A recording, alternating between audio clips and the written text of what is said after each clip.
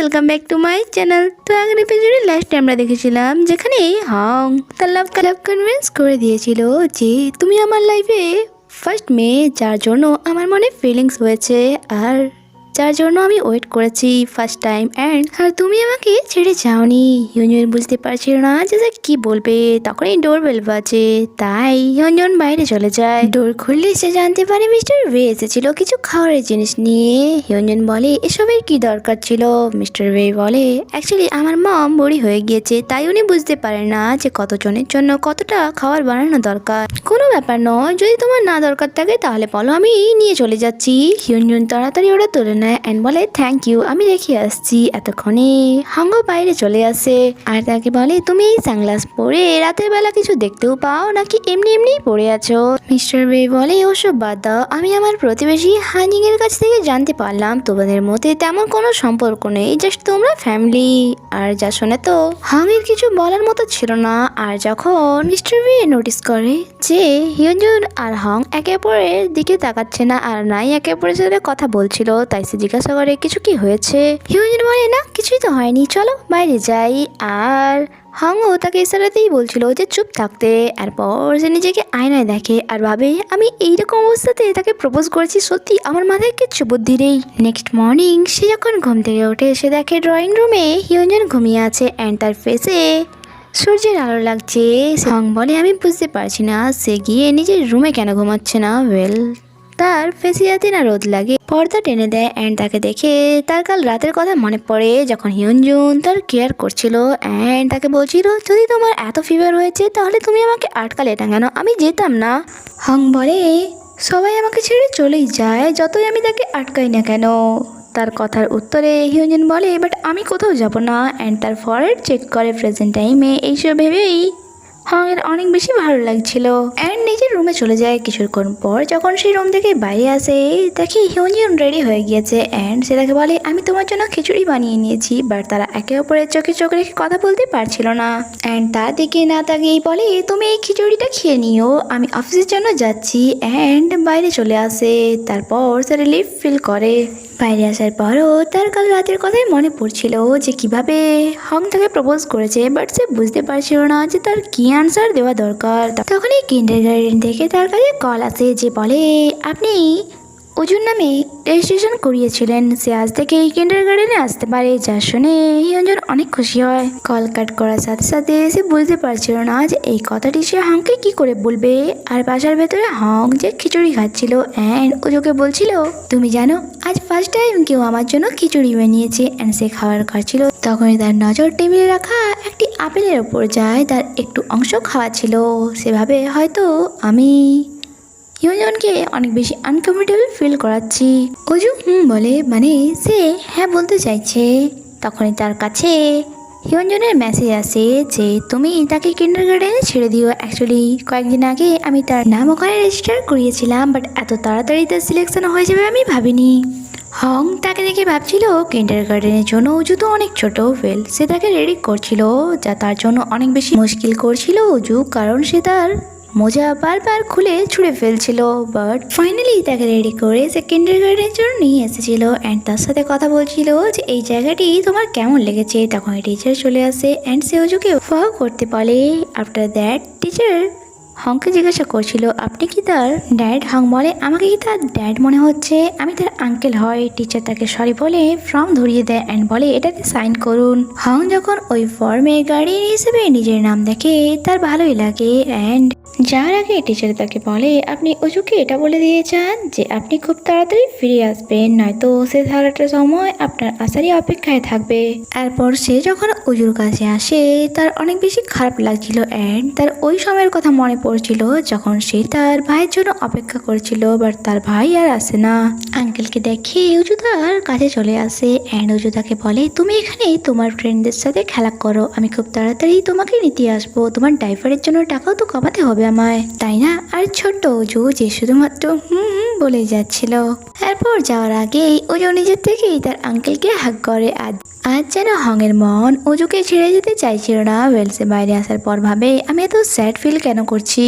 আরে আমি তো ভুলে গিয়েছি, আমাকে হিউনজনকেও ইনফর্ম করতে হবে। অ্যান্ড সে মেসেজ করে দেয় যে আমি উজুকে কিন্ডারগার্টেনে ছেড়ে দিয়েছি। আর এটাও ভাবে এই মেসেজের সাথে উজুর কিছু ফটো পাঠালেও ভালো হয়, বাট বাই মিস্টেক সে তার নিজের ফটো পাঠিয়ে দেয়। সে সেটা ডিলিট করতে চাইছিল, বাট তার আগেই হিউনজন দেখে নেয়।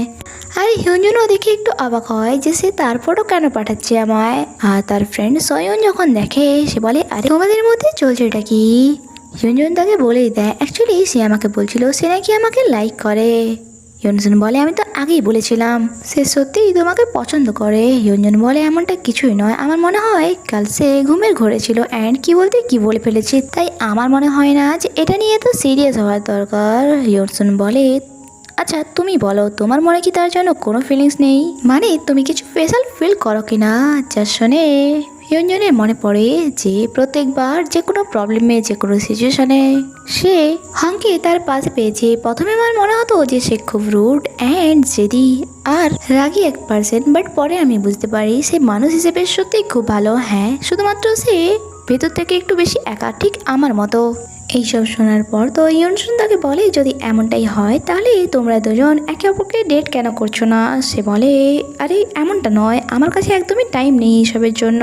অন্যদিকে হাং, সে ভাবছিল হিয়নজন ফটো তো দেখে নিয়েছে, বাট কিছু রিপ্লাই কেন করলো না।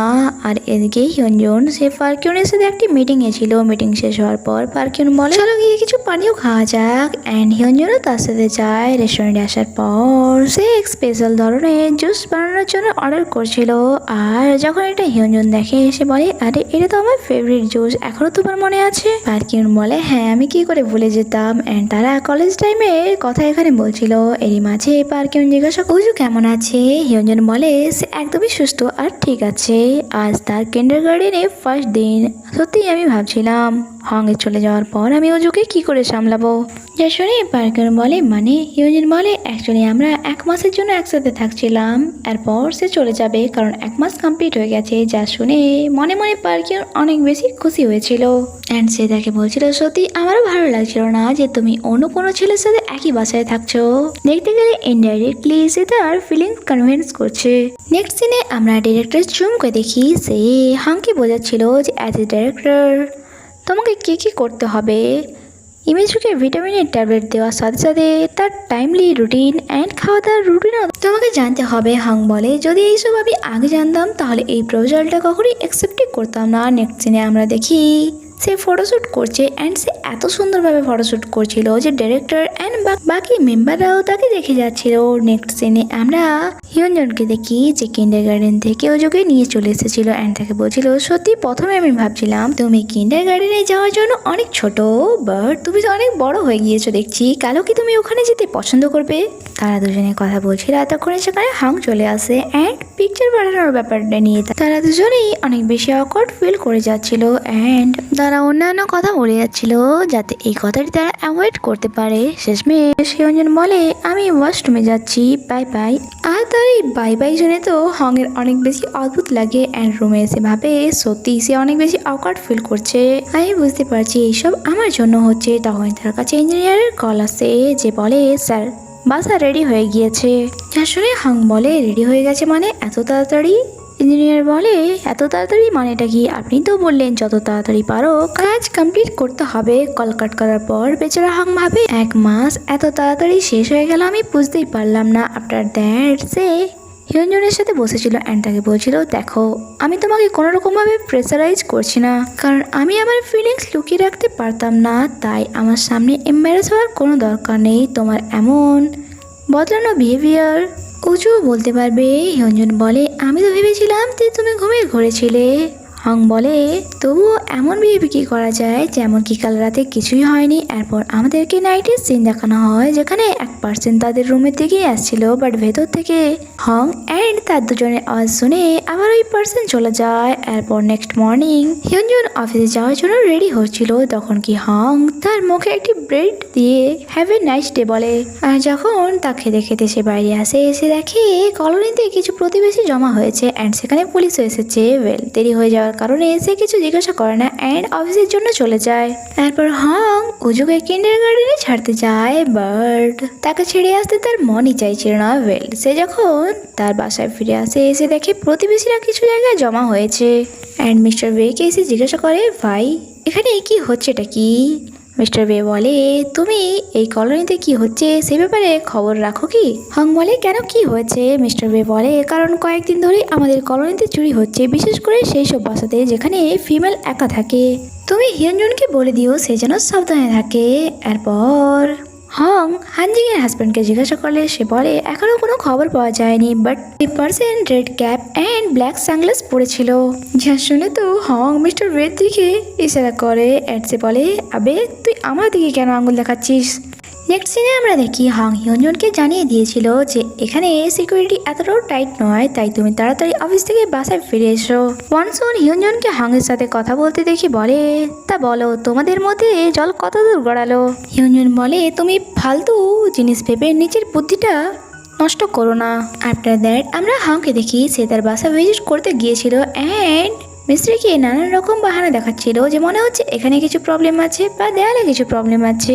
যেমন সে বাসাতে কোনো একটা খুদ ধরতে চাইছিল যাতে মিস্ত্রি আবারও কাজে লেগে পড়ে। আর কারণটা কি হয়তো আপনারা ভালো করে বুঝে গিয়েছেন। নেক্সট সিনে আমরা হিয়নজুনকে দেখি সে অফিস শেষ করে বাসায় ফিরছিল, বাট সে বাসায় ঘুমিয়ে পড়েছিল অ্যান্ড তার স্টপেজ পার হয়ে যায়। হং তাকে কল করে সে জানায় আমি স্টপেজ মিস করে ফেলেছি, 1 মিনিট। তোমার কি আমাকে নিয়ে চিন্তা হচ্ছে?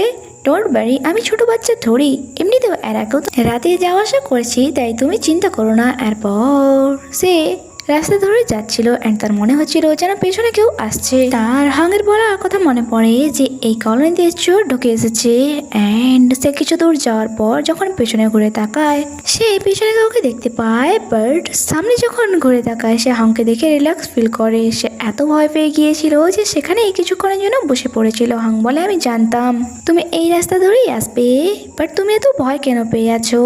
হিয়নজুন তাকে সবকিছু বলে দেয়, যা শুনে হং বলে প্রমিস করো এরপর থেকে যদি এমন কোনোদিনও কিছু হয় তাহলে তুমি আমাকে কল করে জানাবে। হিয়নজুনও তাকে প্রমিস করে যে ঠিক আছে। এরপর হং নিজের বাসার ব্যাপারে তাকে বলে যে আমি আজ আমার বাসা ভিজিট করতে গিয়েছিলাম, বাট ওখানে এখনো কিছু কাজ বাকি আছে, তাই ততদিন পর্যন্ত কি আমি এখানে থাকতে পারি?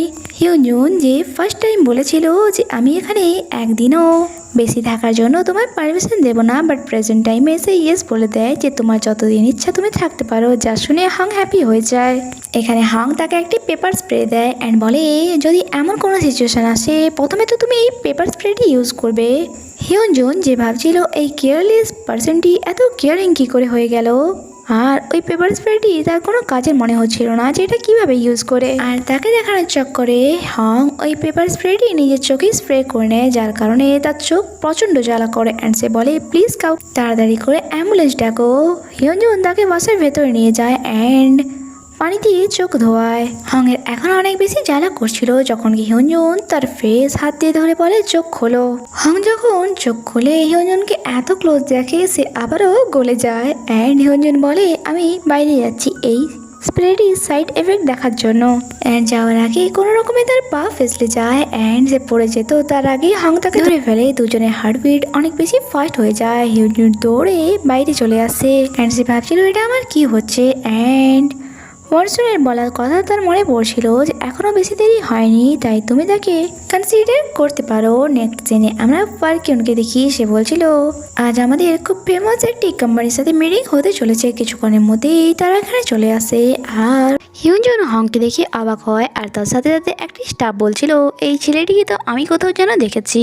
আর এমিচু যে হিয়নজুনকে চিনতে পেরে গিয়েছিল অ্যান্ড বলে ওয়াইফ, যা শুনে সবাই আরো অবাক হয়ে যায়। ওয়েল তারা এইসব বাদ দিয়ে মিটিং শুরু করে, যেখানে হং কিছু ভালো পয়েন্টস বলে যা এমিচুর পছন্দ হয়। ফার্স্ট টাইম হিউনজুনও তার কাজ দেখে অনেক বেশি ইমপ্রেস হয়েছিল।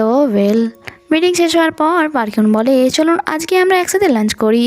এমিচু বলে, এইসবে আমার তো কোনো ইন্টারেস্ট নেই, তোমরা যেতে পারো। আফটারদের সকলেই লাঞ্চের জন্য যাচ্ছিল অ্যান্ড জুচং এখনো হংয়ের পিছু ছাড়ছিল না অ্যান্ড বারবার বলে যাচ্ছিল, আমি যেন তোমায় কোথাও দেখেছি। লিফটে আসার পর হং ভাবে সে এমনটা কেন বলছে। তখনই তার মনে পড়ে হিউনজুন তার একটি ভিডিও বানিয়েছিল যা লবির ছিল। আর তখনই এলিগেটরের নোটিফিকেশন আসে যে আমরা লবিতে পৌঁছে গিয়েছি। আর যা শোনা মাত্রই ওই এমপ্লয় বলে, হ্যাঁ এবার মনে এসছে, তুমি সেই না যে লবিতে সিন ক্রিয়েট করেছিলে। হিউনজুন অ্যান্ড হং দুজনেই ধরা পড়ে গিয়েছিল, কারণ সত্যটা সবাই জানতে পেরে গিয়েছিল। এরপর আমাদেরকে ডিনারের সিন দেখানো হয়, যেখানে জুচিয়ং তাদেরকে জিজ্ঞাসা করছিল, যেখানে হং অ্যান্ড হিউনজুন সবাইকে এক্সপ্লেনেশন দিচ্ছিল। জুচিয়ং বলে, যদি তোমাদের মধ্যে এমন কিছু না থেকে থাকে তাহলে সে তোমাকে বেবি কেন বলছিল। পারকিউনের এইসব আর শুনতে একদমই ভালো লাগছিল না, তাই সে বলে, চুপ করো সবাই, কারোর পার্সোনাল লাইফে ইন্টারভিউ কেনই বা করছো। এরপর যে যার খেলাতে ব্যস্ত হয়ে যায়। বাট পারকিউন অ্যান্ড হং যেন হিউনজনের পিছুই ছাড়ছিল না অ্যান্ড তারা দুজনে কম্পিটিশনে লাগিয়ে রেখেছিল যে কে কতটা ইমপ্রেস করতে পারে হিউনজনকে। তাদের এত এক্সট্রা কেয়ার দেখে হিউনজনও ভাবছিল হঠাৎ করে তাদের কি হয়ে গেল। বাধ্য হয়ে তাদের কাছে তাকে বসে থাকতে হয়। তখনই ডাইরেক্টর চুমে এসে বলে, তোমরা গেমে কম্পিটিশন কেন করে নিচ্ছ না। তাদের মধ্যে কম্পিটিশন শুরু হয়ে গিয়েছিল। এক কলিগ হিউনজনকে বলে, তোমার রিলেটিভ অনেক বেশি হ্যান্ডসাম। তাদের দুজনের মধ্যে তোমার মনের মতো কে। এরপর এই প্রশ্নের হিউনজন কিছু উত্তর দেয় না। খেলার মাঝেই পারকিউন সম্পূর্ণ চেষ্টা করে যাচ্ছিল যে সে হিউনজনের ক্লোজ আসবে, যাতে হংকে জেলাস ফিল করাতে পারে। বাট তার এই চেষ্টা বিফলে যায়, কারণ তার আগেই মাঝে অ্যাসিস্ট্যান্ট চলে আসে, যা দেখে তো হং তার উপর হাসছিল। এরপর যখন হংয়ের বাড়ি আসে সে গোল করে দিয়েছিল অ্যান্ড আনন্দে গিয়ে হিউনজনকে হাগ করে নেয়। যখন সে বুঝতে পারে যে এটা আমি কি করছি, সে গিয়ে ডাইরেক্টরকে হাগ করে নেয়। আর এইসব দেখে তো পারকিউনের অনেক বেশি রাগ হচ্ছিল। এরপর সবাই বাসায় ফিরছিল। প্রথমে তো পারকিউন জুচিয়ংকে ট্যাক্সিতে বসিয়ে দেয়, কারণ সে অনেক বেশি ড্রাঙ্ক হয়ে গিয়েছিল। অ্যান্ড ডাইরেক্টর হংকে বলছিল, আমার সাথে স্টুডিওতে চলো, কিছু কাজ আছে। অ্যান্ড পারকিউন যে ভালো একটি সুযোগ পেয়ে গিয়েছিল অ্যান্ড বলে, চলো হিউনজুন, আমি তোমাকে বাসায় ড্রপ করে দিচ্ছি। বাট এমনটা তো হং একদমই চাইছিল না। সে অনেক চেষ্টা করে যাতে হিউনজুন তার সাথে না যায়, বাট শেষমেশ তার চেষ্টা বিফলে যায়। গাড়ি বসার পর ডাইরেক্টর বলে, সত্যি তুমি তোমার ফিলিংস একদমই লুকোতে পারো না। সত্যি বলতে এই সব কিছুতে টাইম সব থেকে বেশি ম্যাটার করে। আমাকেই দেখে নাও, আমি আমার বিয়ে হয়েছে ভালো করে রিভিলও করিনি, বাট ডিভোর্সের টাইম চলে এলো। হাং বলে, তোমার কাছে এখনো টাইম আছে, যা তুমি মিস করছো। যা শুনে ডাইরেক্টর চুমু বলে, কি তুমি আমাদের ব্যাপারে জানো? সে বলে, হ্যাঁ, সারাক্ষণ যেভাবে তোমরা দুজন একে অপরের উপরে চেঁচাও তা দেখে যে কেউ বুঝতে পেরে যাবে তোমরা দুজনে ম্যারিড। এদিকে হিউনজুন কিছু টাইম বেটার ফিল করার জন্য কার থেকে বাইরে চলে আসে। আর যখনই সেখানে ফায়ার ওয়ার্কস হয়, দেখি তাদের 7 বছরের আগের কথা মনে পড়ে। ফ্ল্যাশব্যাক দ্বারা আমরা জানতে পারি যখন তারা কলেজ টাইমে ছিল, পারকিউন তাকে একবার বলেছিল চলো একসাথে ফায়ার ওয়ার্কস দেখা যাক, বাট কোনো কারণে এসে তার সাথে যেতে পারেনি প্রেজেন্ট টাইমে। হিউনজুন তাকে সরি বলে যে হঠাৎই আমি চলে গিয়েছিলাম, আর অ্যাকচুয়ালি আমি তোমাকে মিথ্যে কথা বলেছিলাম, আমার কখনোই অ্যাব্রোডে অ্যাডমিশন হয়নি। কলেজ টাইমেও তুমি অনেক বেশি রিচ ছিলে, ইভেন তো তোমার পার্সোনাল কারও ছিল, যখন কি আমি অনেক বেশি পুর ফ্যামিলি থেকে বিলং করতাম। সত্যি আমার তোমার সামনে নিজেকে অনেক বেশি ছোট মনে হতো যে আমাদের কোনো ম্যাচই নেই। তার কথায় পারকিউন জবাব দেয় যে এই সব কিছু আমি আগে থেকেই জানতাম, তোমাকে বলিনি এই কারণেই যাতে তুমি এম্বারেস ফিল না করো। তাকে দেখে হিউনজুন ভাবে, সত্যি পারকিউন আমার ব্যাপারে এত কিছু জানার পরও এত বছর আমার অপেক্ষা করেছে। তারা বাসায় চলে আসে। পারকিউন বাসার বাইরে দাঁড়িয়ে তাকে দেখছিল। আর এখানে হং তাকে কল করে যে তুমি কি বাসায় পৌঁছে গিয়েছো। সে বলে, হ্যাঁ জাস্ট এই এলাম, তুমি কখন আসছো। হং বলে, আমি কিছুক্ষণের মধ্যেই চলে আসবো। তখন সে দরজা দেখে তা খোলা হয়েছিল। সে হংকে জিজ্ঞাসা করে, তুমি কি দরজা লাগিয়ে যাওনি। সে বলে, না তো, আমি তো লাগিয়ে এসেছিলাম। হিউনজুন যখন বাসার ভেতরে দেখে সেখানে সমস্ত জিনিসপত্র এলোমেলো ছড়িয়ে ছিটিয়ে পড়েছিল অ্যান্ড হঠাৎই তার সামনে কেউ চলে আসে। হিউনজুন চেঁচিয়ে ওঠে অ্যান্ড এখানেই এই এপিসোডই শেষ হয়। আগে কি হয় তা জানতে স্টে কানেক্টেড। Bye bye.